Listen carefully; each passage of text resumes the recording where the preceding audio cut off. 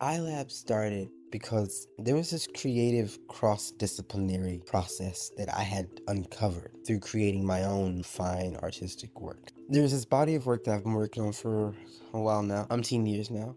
It's called Breakthrough. The first artwork in the body of work, I took 4 books, literary books, and synthesized these books and gave visual representation to the synthesized analysis of the 4 books taken together. So I took Chinua Achebe's Things Fall Apart, Octavia Butler's Parable of the Sower, James Baldwin's A Fire Next Time, Frederick Douglass's My Bondage, My Freedom, his autobiography. Now this is 300 or so years of lived and imagined experiences across African and African American history. And so the goal was to conduct a content analysis of these words as data points and synthesize these 4 books to uncover what they were saying as one source across all of that space and time.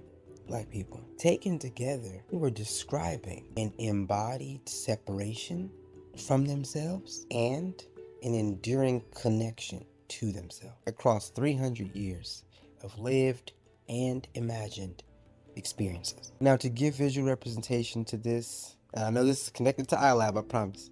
To give visual representation, I engaged a glass prism, because using a glass prism, you can cause natural light to undergo a process of separation. When you do that, it will reveal this rainbow, right? This endured connection of hues. And it just seemed such a befitting medium to bring visual representation to what these authors were saying taken together. That piece is what Rainbow Baby is. I built that, a piece of artwork, right? I ended up commissioning 2 muses, and I saw a very stark vision in my head of what these authors were saying across space and time, if they could say it without words. Ended up creating that, sold that for just under $40,000. And more importantly, I built a relationship with the collector, because for me, I'm like, I understand why this is of value to me, right? Because of the time and the research and the work and the analysis, et cetera, the production value. But I was like, help me understand why this wasn't valuable to you, because I can replicate that, right?